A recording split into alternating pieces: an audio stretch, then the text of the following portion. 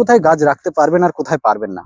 দেখুন, গাছ, এই যে সবুজ গাছ, এটা পঞ্চতত্ত্ব বা 5 এলিমেন্টের মধ্যে কার সাথে ম্যাচ করে? সবুজ এত, এটা ফুলের বাগান যদিও, যেগুলো ফুলের বুকেতে ব্যবহার করা হয়। এর মধ্যে এক আধটা দেখতেও পাবেন কোথাও। এই যে সামনে একটা পড়েছে, দেখলে বুঝতে পারবেন। আচ্ছা, আমি যেহেতু বাস্তু নিয়ে চর্চা করি, বাস্তু কনসালট্যান্ট, বাস্তু কোচ, তাই আপনাদেরকে এটা বলবো যে অনেকের প্রশ্ন থাকে যে আমার বাড়ির ছাদের সব দিকে আমি ফুলের গাছ লাগাবো আর সাথে বিভিন্ন রকম টব লাগাবো, ঠিক আছে? সে বিভিন্ন পাতাবাহার হতে পারে, ইনডোর আউটডোর প্ল্যান্ট হতে পারে।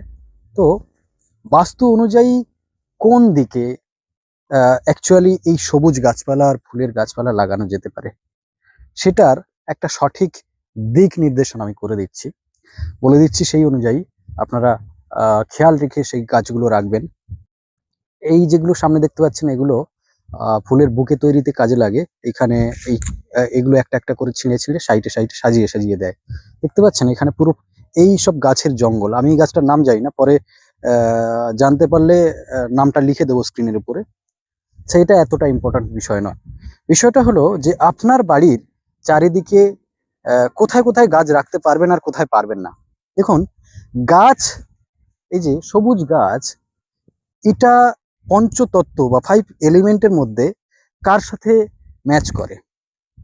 গাছ অ্যাকচুয়ালি যার সাথে ম্যাচ করে সেটা হলো এয়ার এলিমেন্ট, অর্থাৎ বায়ুতত্ত্বের সাথে। তাই বায়ুতত্ত্বের দিক কোন দিক হচ্ছে? প্রধানত পূর্ব দিক ধরা যেতে পারে। এবার এই বায়ুতত্ত্বের সাথে কার কার ম্যাচিং হতে পারে? জলতত্ত্বের ম্যাচিং হবে। এবার আপনার বাড়ির কোন দিকে আপনি এই গাছগুলোকে রাখবেন? যেমন ধরুন, যদি জলতত্ত্বের দিক বলাই হয়, তাহলে মোটামুটি নর্থ থেকে শুরু করে, 0 ডিগ্রি নর্থ থেকে শুরু করে আপনি 90 ডিগ্রি ইস্ট পর্যন্ত গাছপালা, এই সমস্ত ফুলের টব, এইগুলো রাখলে সবচেয়ে বেটার ফল পাবেন। হ্যাঁ, আর যদি কোনো মতে এছাড়াও অন্য কোনো দিকে চলে যায়, সেখানে কিন্তু আপনার জন্য বিপজ্জনক হতে পারে। আচ্ছা, ওদিকে যাওয়ার রাস্তা নেই, তাই আমি আর ওদিকে যাব না। আচ্ছা, এবার কথা হচ্ছে যে শুধুমাত্র এই 0 ডিগ্রি নর্থ থেকে শুরু করে 90 ডিগ্রি পর্যন্ত আমি কেন বললাম? জলতত্ত্ব থেকে শুরু করে এই এয়ার এলিমেন্ট পর্যন্ত। দেখুন, প্রত্যেকটা এলিমেন্টের সঙ্গে প্রত্যেকটা এলিমেন্টের সংযোগ কিন্তু আপনি সবসময় পাবেন না। তাই এয়ার এলিমেন্টের সঙ্গে আপনার যদি বলা যায় যে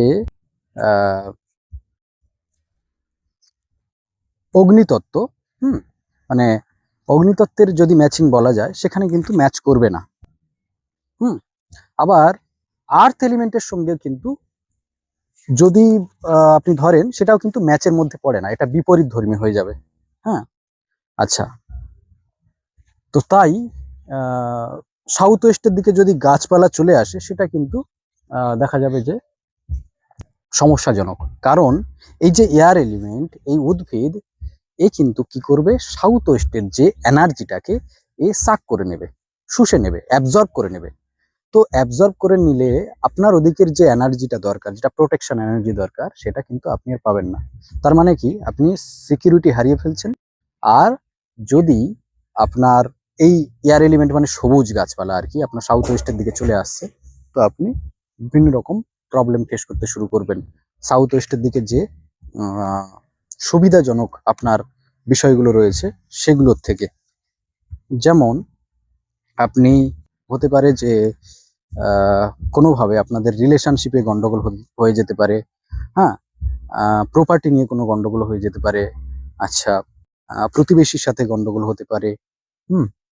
আর আপনার লিগ্যাল ইস্যু হতে পারে। তাছাড়াও আনওয়ান্টেড এক্সপেন্ডিচার বেড়ে যেতে পারে। তো এই সবুজ গাছপালা সব দিকে কিন্তু অ্যালাউ নয়।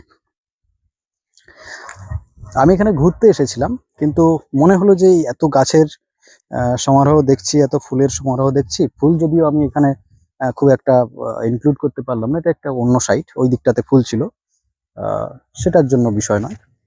তো আপাতত এই ইনফরমেশন আশা করি আপনাদের ভালো লাগবে। আর এখানে আমার কন্ট্যাক্ট নাম্বার দেওয়ার চেষ্টা করব। যদি না দেয়া থাকে তাহলে কমেন্টে আপনার প্রশ্ন রাখতে পারেন যে কোনো বিষয়ে, আমি চেষ্টা করব সেটা সলভ করার। অথবা আপনি ডাইরেক্ট আমার সাথে হোয়াটসঅ্যাপে কথা বলে বা ফোনে কথা বলে আপনাদের কোনো রকম বাস্তু সমস্যা থাকলে সেই বিষয়ে কথা বলতে পারেন। আর কনসালটেশনের জন্য স্পেশালি যদি বুক করেন তাহলে সেটাও করতে পারেন। আপাতত এই বিষয়টা এইটুকু বলার ছিল। ভালো থাকুন সবাই।